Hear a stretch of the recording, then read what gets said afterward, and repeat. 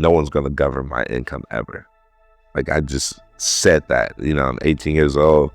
I was like, no one's going to determine my income. Like, I'm not going to be limited to that. Like, I'm going to do what I'm called to do at any cost.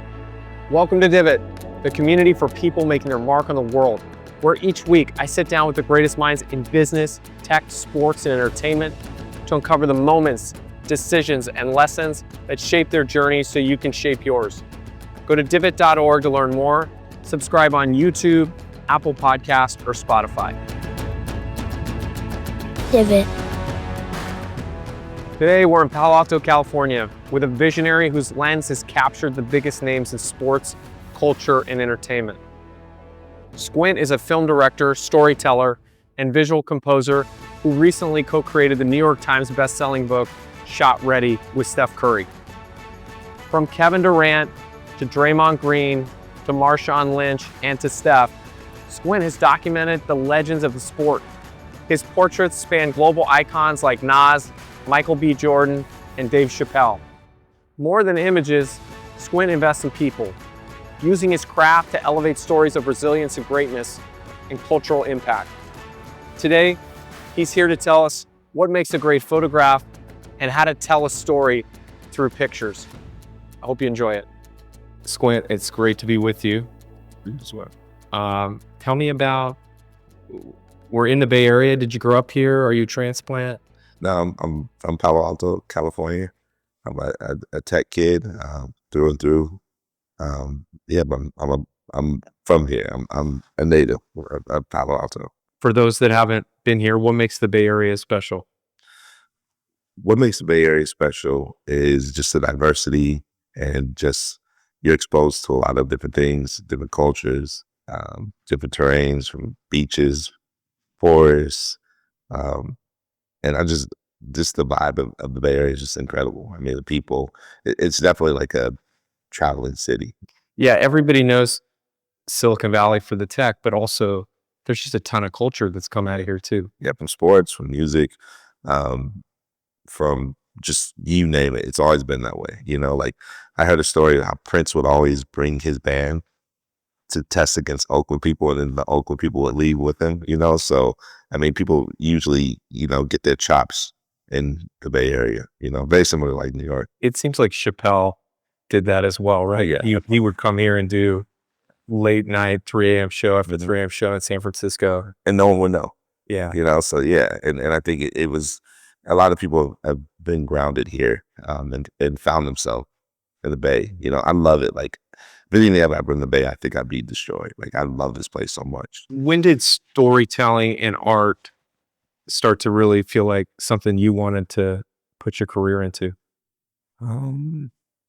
It's interesting because like I never saw that as like a career. It was just like something that was in our house. Like my father he worked in tech, but he was also a artist, a designer, just by hobby.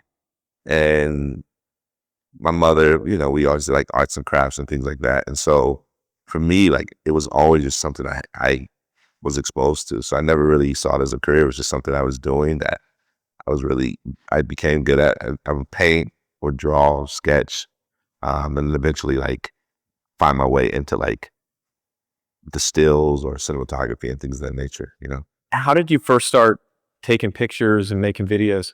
My mother had like this, like the 110 camera, like the square rectangular, like very popular in the 80s. And I would always like use her camera, and I just love, there's something about photography that I just really love, especially at the age of like 5. Yeah. And then at the age of 8, I've told the story before, but my friend's mother was like a producer of a television show in Palo Alto at Cable Co-op. And she's like, can I drop off, she called my mother and was like, can I drop your son off after our show? And they didn't have a camera guy. And so they're like, it's very easy to learn. We'll teach you and you can do it. And I did it and I just fell in love with it immediately. And from 8 to 18, I was like working on this show every Tuesday and Thursday for 10 years straight. You were in a studio at age 8 working? Yeah. Yeah, it's insane. It's amazing. It's amazing. And I went from like, camera operator to like producer to director to like producing the show, and then like we've won awards and things like that. It was like insane, but that really helped shape me because it was discipline. It's like your first job at 8 years old, going consistently every week. Was it like after 5 or 6 years, you finally had to move on, and when you were like 13, 14? No, I mean, I graduated high school, so Ever they're just crying 10 years in, Yeah. you're graduating high school, you gotta leave finally. exactly. And I went to go to college, so I wasn't able to commit to it as much as I wanted to. But that really helped shape a lot of the way that I did production. And then now when I look back, it's like the experience and exposure that I got at an early age is insane.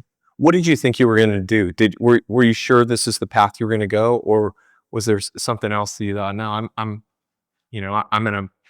think I'm gonna go this way, but you end up sort of getting pulled in the direction of photography? Yeah, I always knew I was going to do this. Like, so at 10, I made the decision of saying, this is what I'm going to do. Like, I love photography. Like, I mean, even now, it's like, even as a billionaire, I'll still do it. Like, I really love this. And so by 12, I told the world. Like, I told my mom first, and I told my dad.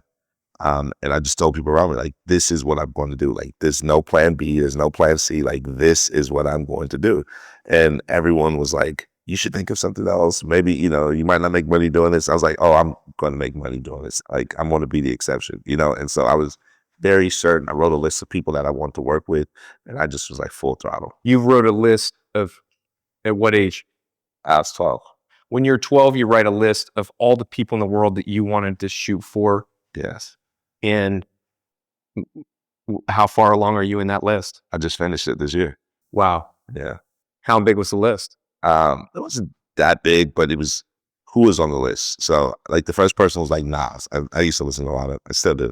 I listened to a lot of Nas. And I was like, I'm going to shoot Nas, Maxwell, Method Man, Michael Jordan, Allen Iverson, Kobe Bryant. And the list goes on. But like those were my top guys. So I finally met and shot Allen Iverson this year. Like and it was in passing at an All-Star game. I was like, I can finally check you off my list. And so that just meant everything. And so I told knowing Nas and Maxwell and those guys, like I told them that story. Like that was such a big thing. And I would always sketch. Like, so when I meet them, I'm like, this is how I'm going to photograph them. This is the type of lighting I want. Like I was just really big at the age of 12. That's so cool. I think too, this idea of like, you're not going to make any money doing this. It's like, well, I have this goal. And then you kind of like creatively find your way, right? Like I'm going to figure out how to make money doing this because I really want to achieve this thing. And then you went and over 3 decades, you're slowly making your way there, and then you finally get it. It's amazing. Yeah. And yeah, I mean, the thing is like, sometimes you have to dream and not look at like the what if it's not going to happen. Like the first time I shot Nas, I remember just being in awe because it was like, oh my goodness, like you don't know how many nights I thought about like how am I going if you rule the world. Yeah, just listen to it. I mean, first time I went to New York, I knew how to maneuver because of the music. Yeah, and so growing up, it was just so incredible to see like my dreams coming true. And then it's like, now at that moment, what are you going to do? Like the Eminem song is like, you got one shot. So like, what are you going to do? Like, how are you going to produce? What are the things like you're going to get lost in the moment and you're going to capture? I've heard you say that no one tells you no. Yeah. Tell me about that. That comes because I deal with rejection very well. Very well. I mean, especially going up in Palo Alto, it's like, you try and you fail fast. So for so long, I had too many people telling me no that I just like fighting and pushing through to, get the things that I hope for, and the beauty of it is like when no one tells you no, people are going to tell you no all the time. But it's like, how do you take it? Is it going to stop you from doing that?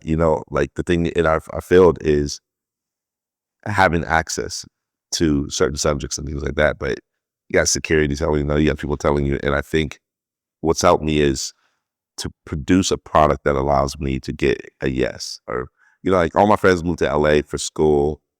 They moved away to pursue careers in this field. I was like, I want to stay here So when people come to the Bay Area, you're the first person people consider. And so now it's gotten to a point where people come to California, like, hey, I'm in LA, let's connect. I'm like, yo, you're like, 6 hours away. But that all stems from no one telling you no, because a lot of people have told me no. When you say you deal with rejection well, how do you like walk me through the steps of processing rejection, compartmentalizing it so that you can really keep focused on your goal? You've seen the documentary Last Dance with Michael Jordan? Of course. Okay. There's a part where he's like, I took that personal. Like There's a few parts like that. that's the best way to describe it for me. Like I look at certain things and it's like, okay, cool. Like that's how it is. I got it. And so because sometimes like just unfortunately there's obstacles. And like especially the last 5 years, the amount of obstacles that I've gotten, I realized like, oh, it's bigger than what's the moment.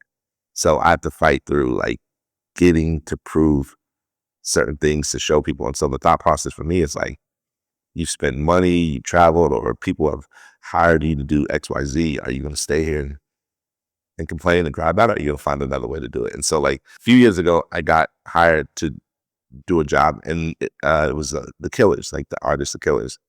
And so I'm going to shoot, and my team, like they're around shooting there in the pit. And so I think, I don't know if it's a role manager or someone, they were like, what are you doing? And I was like, I'm capturing the Killers, They're like, he looks at me, I was like, you can't shoot the Killers. Like, no, you can't do that. But I see my team in the pit shooting them. So it's like, why is it that my team, the guys that are working for me, can shoot, but I can't? And so I like went to the people that hired me, and they're like, what? Like, we spent all this money for them and we wanted you specifically. And so I like ended up maneuvering, and I went to like a balcony and I shot, and I like some lady's like holding a wine glass and it got in my way, but it made like this beautiful shot. And I was like, that's why. That's what was supposed to happen. Exactly. So that's what I'm saying. You handle rejection very well. And I would have never gotten that moment had I listened to, if I was in the pit, I probably had some other shots, but this was like a beautiful shot. I wouldn't want it any other way. Rejection for a lot of people is debilitating, and it's sort of like this dead end road that then just ends everything. And also over time, the more and more that these things pile up, which is naturally going to happen with time, you're going to get more and more rejections over time. But I've seen in startups, for instance, the vast majority of the people that started doing startups when I started in 2009, they're gone. They're long gone. Yeah. There's so few of those people left. And in 2005, when I moved to the Bay Area, one of the things that always confused me was like, where are all the .com people? And then if you think about it, it's sort of obvious, even though they were part of these startups and run these big companies, and they got hit so hard with that wave of rejection. Yeah. And they got pounded so hard that the natural thing to do is to just give up. Yeah. It's the easy, I don't even want to say easy, like in a negative way. It's like, it's totally understandable that when you face such huge odds that you just say, I'm good. Yeah. And most people, I think, can't process rejection very well. They can't process the failure. And even me, somebody that I think's probably on the side of like being able to process it pretty well, there's still failures and rejections that like I think about constantly. Yeah. And I think understanding your process of like how you think about it seems like you look at it very positively. You look at like, okay, I'm here. Somebody's in a roadblock. Maybe there's some other way that's actually I'm supposed to be. Yeah. Or there's something better Mhm. actually than what I was thinking. Does that sound right? Absolutely. I mean, and well said. Because I think a lot of times, like, people find identity in what they do, to not who they are. And for me, it's like, I love this. I do. I'm not gonna lie. Like, I'm consumed with it. Like, I have a lot of like, I've sacrificed so much of my life because I love this. But if it were gone tomorrow, it's not going to be the end of me. It's just a portion of me, And so I'm mindful of that. But I think a lot of times, like, people struggle with identity, especially in the Bay Area. I mean, there's so many people that come from all over the world and have they're exposed to things that they've never seen before, and different opportunities, and feel if this doesn't happen, will people look at me different? Did I feel like a failure? And that's not necessarily the case. I've seen so many people come and go, and change. And I think what's always been my superpower is that I stay consistent. I I had a dream where people were like, you sure you don't do anything else? There's like this wave of everyone becoming realtors in the Bay, or this wave of like, even with startups, and I've been a part of a lot of startups. There's so much FOMO seeing this stuff happening over here, over Absolutely. here. Yeah. And I mean, this is kind of like my take on it. I've seen this. People in New York try to steadily go from New York to move to LA. People in LA are trying to get to the Bay, to Silicon Valley. And majority of the people that are in startups are trying to get to Warrior Games, So it's like, I'm watching this whole thing play out, and it's just interesting in seeing like, there's more to it. Although I'm grateful for these moments, there's so much more to the Bay Area and more to just your identity. What other parts of your identity would you say are more important to you than your job? I mean, I would say like fatherhood, I think is incredible, like being a family, being part of a family, your friends, all those things. I think that takes precedence over everything. Um, and then also like, what do you remember for? Why are you doing this? Like sometimes we do things because we want to be accepted by crowds, people that really don't care for you. Um, and then I like to go with the approach, I don't care if anyone sees it. I just really love this craft that I've committed my life to building and working and being a part of. What ingredients make a great picture? I would say like the ingredients to making a great picture is, for me, like my approach is, I like intimate shots. So if it's a sporting event, I don't always necessarily look for like cool technical shots. I look for like the emotion. So like after the basket's made, look at the eyes or look at certain things. And in art, it's subjective, but I like to have a distinction of the work. Like, do you really like it? Does it move you? Is there anything different? And for me, I have a cinematic background, so a lot of my images have like some kind of motion feel to it, even just in the way that I frame or the way that I position or the way that I edit. That's always my ingredients of how I would approach a great image. When you're thinking about the steps that you go through, is there like a checklist that you run through in your head of like, I'm going to do this, or I'm looking for this, this, this, this, this? Sometimes, but I think for me, it's just more being ready at all time. Like there are hopes that I get certain things. And I think if it's a certain subject that you're working for, like there are photos that I've dreamed about that I was like, wow, I would love to have XYZ that's come about. And sometimes it might take me, the first time. Sometimes it might take 10 years. Like I've worked with people that at like the last time I'm working with them, I finally got the shot that I've been looking for like 10 years. So it's just being ready at all times. Can you talk about the eyes? Like, how do you know that you're getting somebody, in that emotional or the right storytelling moment through their eyes? Um, Again, that's like a movie thing. So like a good actor, you could tell by their eyes. Like, like you look at Denzel films or Al Pacino or, like one of my favorite actors is Clint Eastwood. Um, and so like he doesn't say much in like his earlier films, but he says everything with his eyes. So that's kind of like, I think something that's shaped me when I go to approach certain things, because the subtle, like, like you're with your wife or your family, if something feels awkward, they might look away real quick or shift. And that little moment says it all. And so it's like, um, in sports, you can see where a person is like, yeah, I mean, being around like the Warriors or seeing Steph, if someone says something crazy to him, he'll go, "Mm," right? And that little thing said, I know what he's saying. He's like, oh, they're going to get it. They're going to pay. That's how you think and that's how you see it. And so trying to capture that in stills is challenging, but it's like finding the moment in the environment. But that's kind of like those moments I like it. And it happens in music. It happens in sports. It happens in film. Like I always look for the convincing, authentic person. And Steph has a very distinct body language as well. Like you kind of, if you just saw a silhouette of somebody walking, Yeah. and it was like, which athlete is this? You probably say, oh, That's that's Steph. that's Steph. Yeah. But is it, and how much of it is it? Okay, it's the face, it's the eyes, it's like it's this authentic moment. And then what about the rest? Like you're saying, you don't need everything around somebody to find the right shot or a great shot, but does it actually add to it? Does it take away from it sometimes?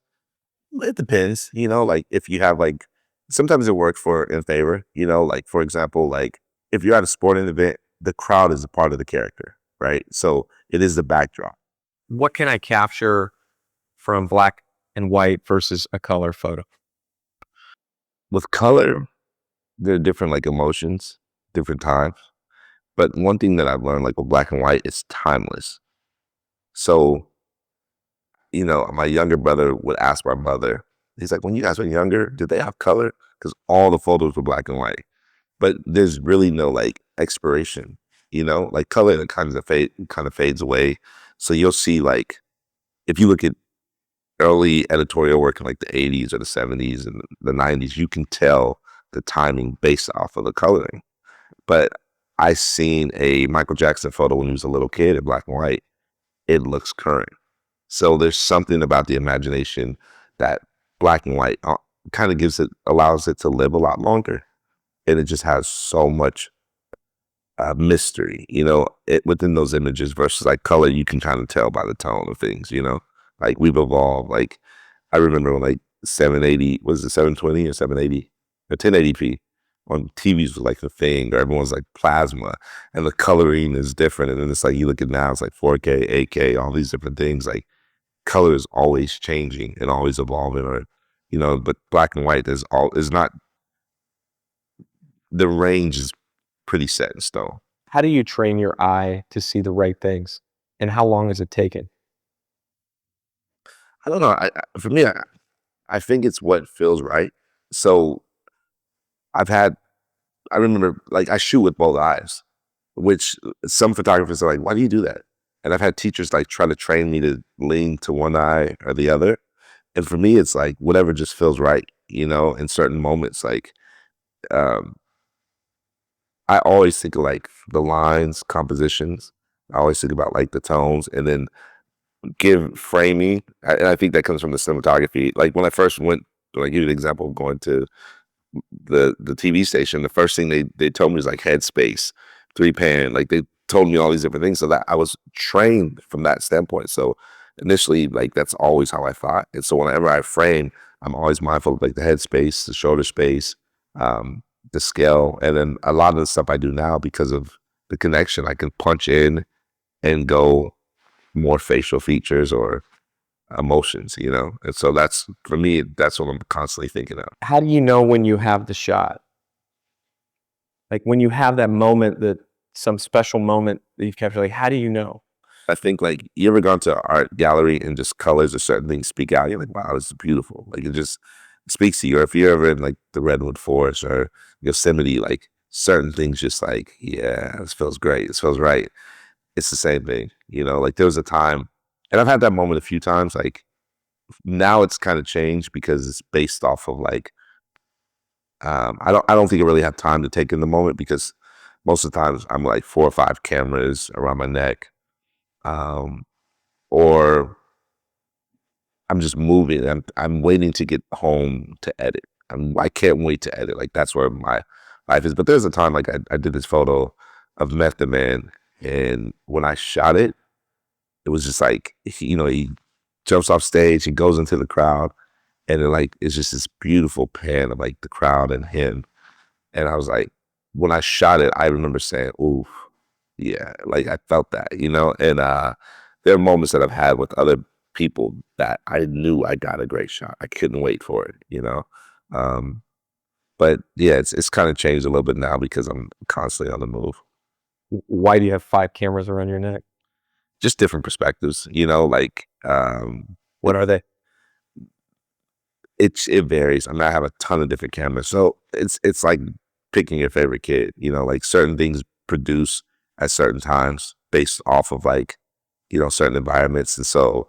But the reason I have so many different cameras is because I like different lens works or different like things, and sometimes cameras will fail you in certain moments. I'm just gonna say that like you want a certain look, and it might be something different. So like I bring like medium format cameras to sporting events, which is like taboo. You don't do that. And people are like, why would you do that? But it's like there's a moment in shooting that it becomes a billboard. It becomes a massive like campaign just in real time. So it's just always being ready. Is it possible to shoot the perfect picture? It depends on who's viewing it. Would you say you shot a perfect picture? I don't know yet. I really don't. Um, it would have to be people telling me, Yeah. because for me, it's like, um, sometimes even with clients, like I'll give them images and they'll pick the ones that I don't like, Yeah. and so I try to kind of scale back, like give them the ones as like these are photographer selects. But then they'll be like, oh, I don't like how I look in this, or, my shoe's dirty. It's like, no one cares about that. But finding the perfect picture, I think it's subjective to the viewer. You've worked with some of the biggest names in sports and entertainment and culture. How do you work with these people? How is it that all of these people, like, what have you done to cultivate relationships with these kinds of people? I mean, I think it's a consistency. I think my biggest strength is mastering relationships. I genuinely care about people. And so over time, just your rapport will kind of like beat you into the room. And so it's been kind of cool because like even now, like there's an expectation for when I shoot, people want to work with me, and then it's like, I think just the connection that you have, people kind of swear by you, and I love that part of it because some of my favorite photographers, like Gordon Parks, was a godfather to Malcolm X, his kids. So you think about the relationship there, like it goes beyond the images. The images are the bridge to help connect the relationships. And so for me, it's the same thing. It's like, why am I doing this? And it's cool to be around them, but they're just normal people. There's nothing different. I think that's a distinction of like not treating them like super fan. Like there's a time that they turn it on, but there are times where you can just actually give them life advice. Or, and I'm in the business of perspective. So if they ask me what's my point of view on things, not just in through the lens, but actually in life, how can I be a better this? Or, you expose them to certain things and you encourage them in other elements of life because sometimes people only see you one way.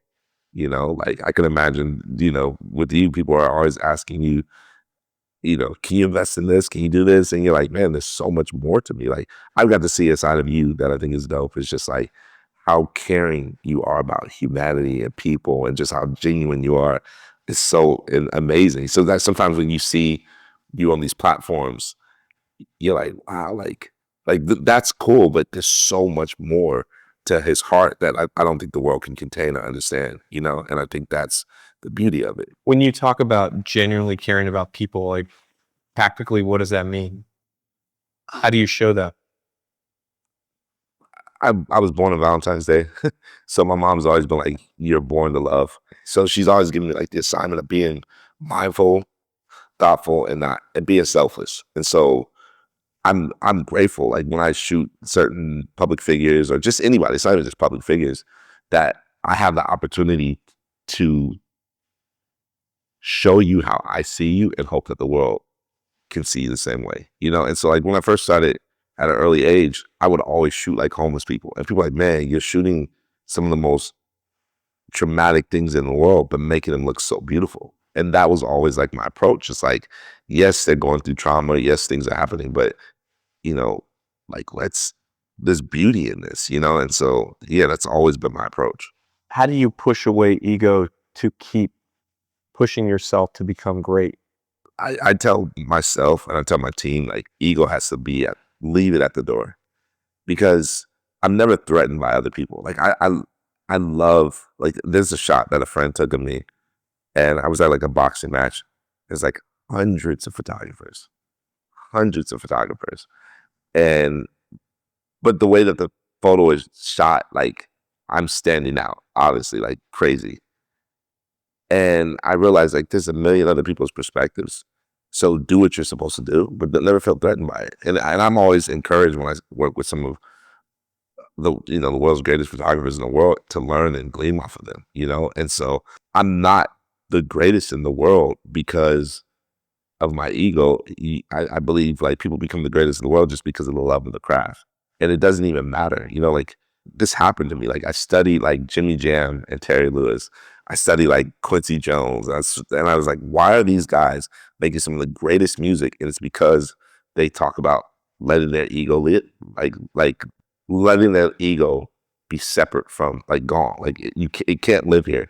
And I think that happens. You can get distracted, you know. And working with celebrities, you see them trying to stay relevant, and they can lose themselves. And you've seen the ones that adapted by just saying, embracing who they are, and having a humble spirit. I think it makes it so much easier for them to continue to contribute, even if they're not the greatest in the sport. There's something else about them that they're able to give, you know. I'm going to just say some names of some people that you've worked with. Yeah. And I want you to just share the first thing that comes to mind, just like a one line Okay. of each of these people. Let's start with an easy one. Marshawn Lynch, Greatest entrepreneur. Method Man, Clever. Nas, Genius. Pure genius. And greatest greatest storyteller. Dave Chappelle, Masterful. Draymond Green, Heart and soul. Michael B. Jordan, Compassionate. Thoughtful. Steph Curry, Accuracy. Compassion. Or I would say thoughtful. I'm sorry. Steph Curry, thoughtful. how did you created this amazing, I want to call it art, because every page is like this incredible story and shot over many, many years of Steph's journey. How did your relationship with Steph begin? It was multi-layered. I mean, we had a lot of mutual friends, and I would see him at different events. But I think like the turning point, I have a cousin, um, singer Bobby McKenzie. She was singing the national anthem. So she flew down from Portland. And her father, Astor, it was my cousin, was like really good friends with Steph and things of that nature. And I think that was like the first time Steph kind of like remembered my name, you know, like, or knew, you know. And that kind of, I think, opened the door of just like that. All right, you're trustworthy. You come from good people. Like that made it easier. But over years, like, I mean, I would see him at events and capture him. And, you know, obviously since rookie year, I was always around shooting, but I think those were the moments that kind of like had a distinct like change in the relationship. Um, and then, you know, I'm always capturing and snapping it. Yeah, there is something unique about the relationship with somebody that captures you in a way that you really appreciate, right? Like a photographer or a moment. I mean, I can think of somebody capturing a headshot I used for 10 years or something. And Yeah. it's the only time I ever met him. I like remember it super well. It's like, it's like seeing somebody or like capturing somebody and what they feel like is the best version of themselves. Absolutely. And it's interesting. I mean, you have the greatest shooter of all time who trusts me to take the shot. Like that holds a lot of weight. And so, but yeah, it's something like I really cherish. You know, back in the day when I was younger, trying to like, you know, have business cards, and people would ask like, what makes you different? And it's like people are like, I don't take good shots. It's like, no, it's the person who's taking the photo. You know, it depends on who's shooting it. And they're like, oh, I like that. And for me, it's like I think every human has this moment when they look in the mirror before they go face the world. And it's like, you ready? Like, you're good, you're clear, you know, your face is clean, your face is washed up, you're ready to go. And you have this like look of confidence, like I'm ready to be presentable to the world. I want to stay within that where you feel comfortable, you know, and that's always worked for me. For someone that hasn't been exposed to Shot Ready, tell us what it is and how it came about. That's another multi-layered situation. Like, so I remember like it's a pandemic. I shot Steph a text, and we were talking about like NFTs. So I was like, Steph, we have all this work. Like, we can do some NFTs. Like, you know, he's like, man, I would love to talk to you about them. And then like I get a call from him and his team. And so I'm like excited, like, okay, we're gonna talk about these NFTs. Like, people are making a killing off of it. So I'm like, you know how much work I have of him? And you know, they presented the idea of like doing a coffee table book. And my heart just dropped because that's like a dream. and I have so much work of him, but that's like a dream. Like I wanted to do like a custom book for him for his birthday. So to hear that that's something on the table was amazing. And so, his good people at Unanimous from Eric Payton and Kalina um, brought the idea, and Kalina's really like the one, like the brainchild behind this. Like she's masterful for that, and just her pattern and thought process and the pattern of creating this book was just amazing, and just I thank God for her just enduring with me in the process, because it's a lot to go through, the filter, like, and keep it aligned with Steph's message. It's not just pictures, it's like stories. And how do you think about telling the story of Steph and his career through those pictures and through the book? I mean, it's a balance, because there are moments in like Steph's career that mean certain things to him. So like I wasn't there for draft day. I was there at Davidson. Um, And so, which just keeping the continuity of what he experienced within his journey and what mattered to him most. So it's funny to hear him talk about certain images, because I see them completely different. You know, So I know recently he spoke about like his jersey was like, I mean, his when he won his ring, his jacket was buttoned differently, but I thought it was like a custom like cut of the jacket. It's like, oh, that's kind of crazy, like it's different. And so, but his detail, there's certain things he can see, certain shots, certain moments, certain emotions, that are there, and just to see them blend and what they meant to him at that moment versus what I saw is just amazing. And I think, the Unanimous team did a phenomenal job, and even the graphic designers on pairing the two messages with the visuals is amazing. I mean, they say the words, um, of, a picture says 1,000 words, like the fact that Steph we were able to submerge the two, I think it's incredible. this is the picture on the back. Can you tell me about it? Yeah. So this is after his first championship. And, where like, he's like having a Michael Jordan moment where he's like holding the trophy and embracing it. And um, I really love this shot because, it's just a genuine moment. And he's just having so much fun. Like we're laughing a lot, a ton. And a lot of people probably don't even realize this, but like that's actually me on the back, and that meant a lot. I mean, just the fact that they selected that image, but I think it shows just, accomplishment, but him trusting me to be in that space. And some things happened that day too that he's like, if this kid's out, oh my gosh. And I was like, nah, it's not gonna get out now. It's on the back cover of his book. But it's just really incredible to see like, him having a good time, and it shows a just how much he really genuinely loves the game. You said a picture says 1,000 words. What are you trying to say about Steph Curry when you take pictures of him? The thing I love about Steph is like, like no one tells you no.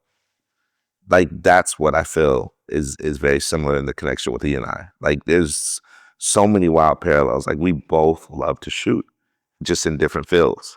And there's when you talk about ego, man, I haven't seen it. There's a difference between the competitive nature. Like I'm the worst person to play Monopoly against. I'm telling you that, like, because I haven't lost in like almost 20 something years. Like really, and I played a ton of people, thousands of people. I just want that to be known. But the wild part about it is like there's a competitive nature, but there's also a willingness to want to win. And Steph is the kind of person that when he wins for the world. Like he's very thoughtful. Like, and you're watching how like selfless this person is. So I've never seen him be like, oh, complain about a player. He's always trying to bring out the best in them. And so for me, the gratitude of like when I'm shooting him, there there are certain disciplines and things that he does that I'm trying to capture those moments, whether it's him being thoughtful of how he is as a teammate, how he's supportive, how he's involved, like in helping better the team, even if he's hurt. Like he got the biggest ego in the world, but I think he's in tune of understanding, like, I know who I am, I know what I am, and I hope that you're grateful of these moments that we're building together. I wanted to ask you about a really pivotal moment in your life and how things changed for you when your dad passed. Could you tell us a bit about it? Yeah. So it's my sophomore year in college, and I come home, and they had massive layoffs. He worked for Hewlett Packard for many years, and it's like the .com boom. All these things happen, and he's just something. I remember, like, he's filling out applications, he's resumes, he's just trying to find work. And I remember coming home from college, you're trying, people like work and go to school so you can get a good job. So you get, it's like this whole cycle of trying to figure it out. And I remember seeing his efforts of trying to find a job. And I remember thinking, they say if you retire, you're not working, typically a year later you pass. And that's what happened with him. It was so heavy for me seeing, your father passing. And what it did for me, I was like, I'm in school, and I remember that moment being like, no one's going to govern my income ever. Like, I just said that, I'm 18 years old. I was like, no one's going to determine my income. Like, I'm not going to be limited to that. Like, I'm going to do what I'm called to do at any cost. Like, of obviously maintaining lines of integrity. And, you know, when my dad passed, like, I remember I did, coming home, showing like contact sheets and prints that I did that were in black and white, and he loved them. And I mean, just getting your father to like, man, I love your work, I love your black and whites. That just meant everything to me. Like, like, cause he was around me when I won all the awards in high school, which is cool. But when he said, like, I always wanted to do black and whites, but I wasn't really as strong in them as I was when I was in college. And he just loved them. And I mean, he would compliment them, he would support. It was just a beautiful thing. And so, but when he had passed, like, I didn't shoot another black and white for like 8 years at all. Like, I didn't shoot a black and white, Why not? just because it was like a moment that, like, I went through this period of like, what's the point? Like, my hero's gone, so who cares? Like, and I just didn't do a black and white. I didn't edit the black and white, and nothing black and white for 8 years at all. And I remember the day that I was like, let me just try something. I did something in black and white, and it just was incredible. And ironically, I printed a tangible picture. It was like a metallic black and white, and it still is on my mood board to this day, in my office. And it's weird because, like, this book that comes out, it's the same print, like the same texture, the same quality. And so it's just like this wild moment of like, you dedicated yourself to those moments. And it's weird. It's interesting now how people like know me for black and whites. And I just thank the team to trust that. I mean, the majority of the book is in black and whites because of, I think of those moments of discipline. So it's almost like paying honor to my father, and the world enjoying it. So that's why that means a lot to me. What changed with your life when that happened? Did added responsibility come in? Did it change your path of like what you were doing with school and other things? Yeah, absolutely. I mean, like, I had to drop out because, I had to help take care of my family, and I'm the oldest of four, and so people knew, like, since junior high, I always wanted to go to college. I always wanted to go to school. I was like prepared. I knew what schools I wanted to go to. Like, it was a big thing. But then losing your father and then having the family, it's like the world just stopped. And I look back, that universal pain opened the world up to me.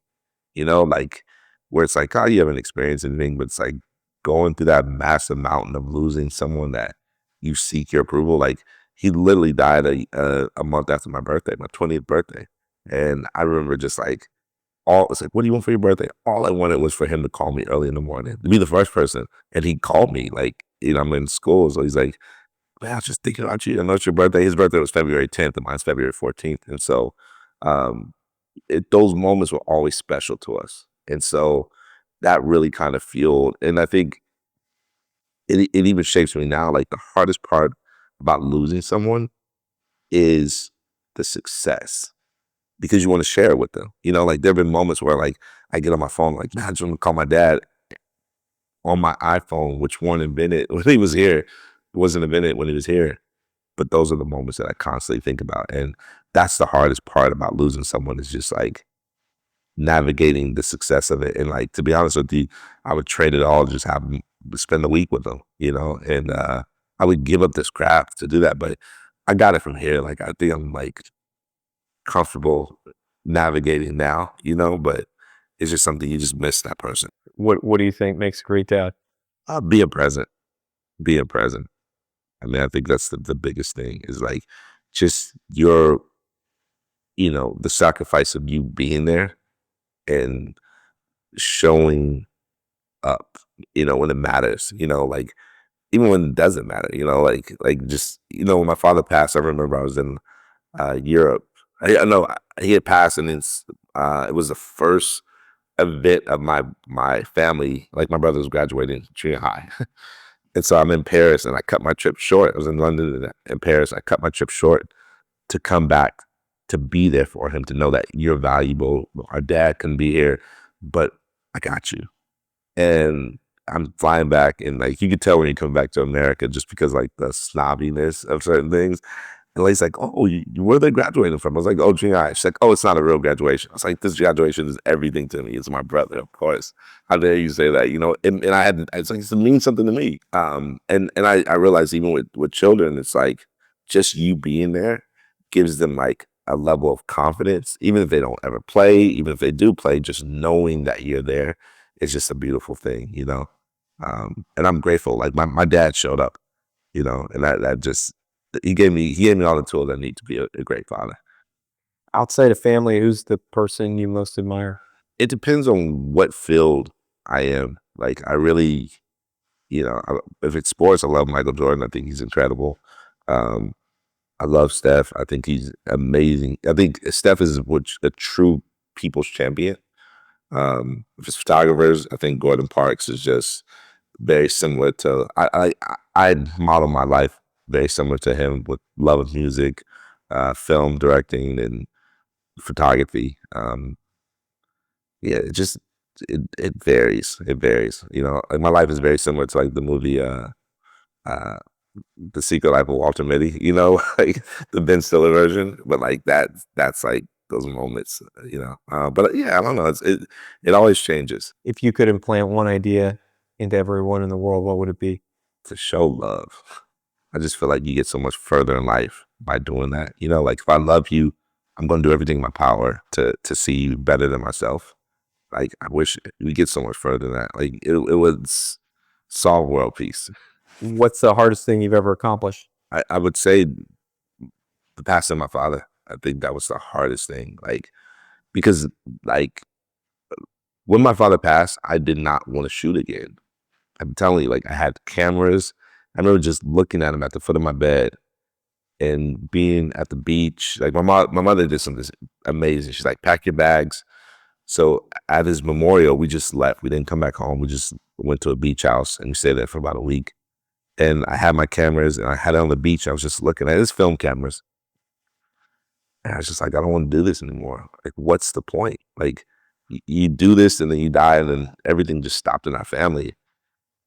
And I remember the day that I picked the camera back up and how like, yeah, I'm not gonna cry, but it was very hard. Like, cause I knew like, I knew I was like, it's like autopilot and it was beautiful to push through that and then getting to the black and whites and just dedicating to that whole mountain of like, and I learned how to edit better. Like, I mean, it really fueled something in me to be like, that's, you know, want to talk about that rejection, like that rejection and that pain of death.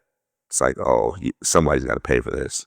Like someone's got to pay. I'm going to like, not let there be such a distinction. Just like just anger or yeah, like pain. yeah, like the competitive nature. It's like Yeah. not allowing it to hurt me. And you know what's interesting? Like the day my dad died, I remember just like looking up and praying and being like, take this pain away, God. Like, and I was like, I want to look at pictures. I don't want to walk in, you know, I've had people that have lost family members and they can't look at photos. So I would like, no, I want to be able to look at photos. I want to be able to crack jokes. My dad listened to certain songs that were really good. I was like, I want to listen to those songs. I don't want to be like, I can't listen to them.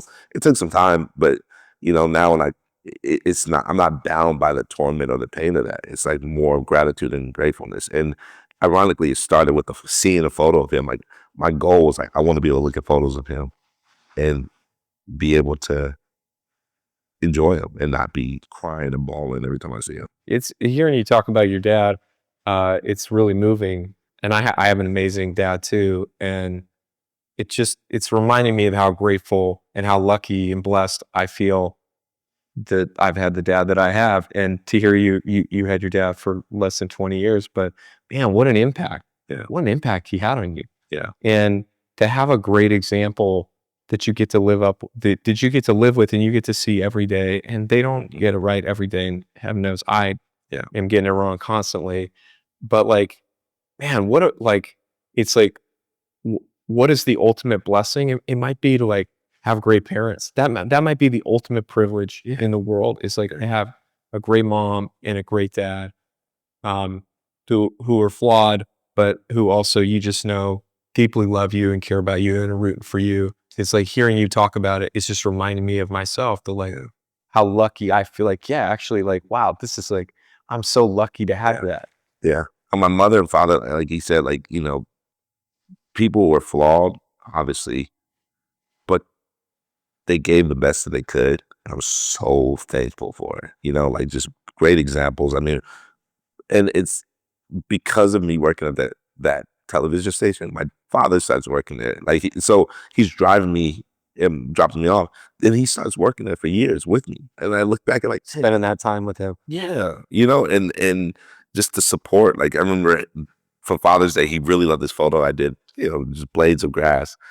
And so I cut the negative and I put it in the frame, and I gave it to him. I was like, this is yours. Like I printed it for him. But like I never printed that for anyone else. It just meant something that it meant something to me that it meant something to him. And I love that. And I think back to just like the tools and the gems that he had given me, from the art or looking over his shoulder when he's drawing. And he's an exceptional artist. But I just really love that process of seeing. He didn't have it all. He didn't know it all. Like I remember when like my friends, and we weren't like affectionate. And I had a friend that like gave me a hug. I was like, what is this? What are you doing? Like the way, he's like, man, I'm so thankful for you. And it felt good. Cause we grew up especially in the Bay Area, is extremely hostile. Like being mindful of that. And I remember giving my dad a hug and telling him like, man, I love you. Like this was when I was in college, man, I love you. And he was like, I love you too, son. And and just that exchange. And so I made it very evident as a father. It's like, I'm going to do that with my children. And it's like letting them know, like, I love you. And that's why I feel like love just goes a long way. And if you love what you do, it's one of the most joyous things. And I truly love this craft of photography. I do. I love cinema. I love visuals. And it makes my job so much easier that I get to like share these moments. What's your best advice for overcoming hard things? It's only temporary. Just know that it's only temporary. I believe like you never really know your destiny until you look back. And I think we always think about like, I mean, how many people we've seen, especially in sports, they were destined to be the greatest of this and they never accomplished that. Like seeing the journey of Stephen, like I remember when he got like snubbed for the All-Star, he doesn't complain. He doesn't cry about it. And then you see what happens to him the next year. Like it's undeniable. He embraces that in such a way where it's like, he doesn't cry about it. He's not complaining. Like we're complaining, like that's messed up. Never once was he like, at least in my perspective, that he never complained about it. He just embraced it and kept working at it. And I think I would encourage people that like, just because your moment isn't now, doesn't mean that's not going to have. That doesn't mean that's not going to happen. My mother used to say, "You want to play for now or now on?" And so she would always say this. I hate it when she said this, but it works. She's like, you can pay now and play later. She's like, because if you play now, you'll have to pay later. And she used to always say that. I'm like, Mom, no, I'm going to go out with my friends. But it taught me discipline. It taught me like, pay now so you can play later. And, And that man, I'm playing now. So yeah, What accomplishment are you most proud of? fatherhood. Yeah, fatherhood. You say it like it's obvious, but Yeah, it because it's so many layers. I mean, I'm so grateful and thankful for my wife and just building a great team. I think that's an extension of like your children is a reflection of your love for your wife, and I believe that my kids are able to reap the benefits of that. Like my son told me yesterday he's like, "You're the greatest dad ever." I was like, "Can you write that down?" But it was it meant so much to me, and I feel like I've seen it happens with men that accomplish so much that the family, the world may see you one way, but the family never gets to see that and gets to enjoy that. And I feel like you prioritize that. I'd rather tear this world up for the well-being of my children, not at the cost of them. But what I'm saying is like they matter to me. Like if you knew the amount of flights and the sacrifice just to be there when they go to school to or get just back at a specific time, absolutely specific day. or put them to bed and take a red eye to another place and or get there Same. early just to take them to school. And people just understood that sacrifice. I think that's the greatest accomplishment. It's the thing that motivates me the most. I guess going back to your question of what that outside of family, but yeah, that is something that inspires me the most. What's the biggest impact you want to make on the world? I guess the legacy or what I want to be remembered for is just really being a person that always had the message of love. I don't care. Like when people are always like, I want to be like you. I want to be better. Like here are the tools I can show you. Like I can educate you to show you to be better than I am because there are other people that I looked up to that have given me the same tools to allow me to surpass them. I mean, that's just the nature of the game. And I don't want anyone to be like me. Be the best that you can be and be better. If there are tools and things that I've given you to inspire, and evolve on it, like, and I don't care if I get credit for it. I'm just grateful to be a part of this life. If when you die, you meet God, what do you hope he says to you? Well done, good and faithful servant. Like that would mean the world to me.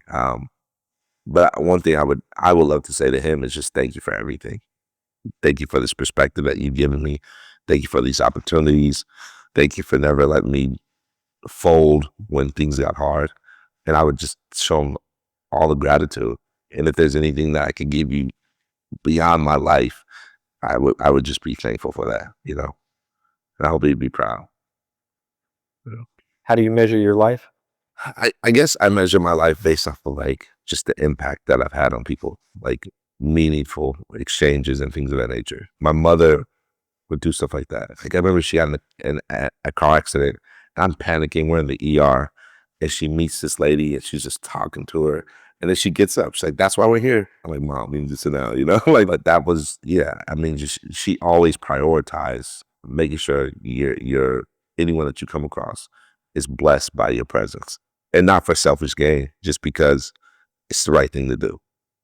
So I think I would want to measure my life that way. It's like how many people that I impact, inspire to be the best that they can be. I got to tell you, when we decided to do Divot and start doing these interviews, as I thought about people that I wanted to talk to and learn from, you were absolutely one of the first people that I was like, I've got to talk to Squint. I've got to, like, this whole thing, and what we're trying to do is inspired by people like you. And just want to thank you for doing it, man. Oh, thank you. Well, it's great. Yeah, you're my brother. You're my brother. Divot.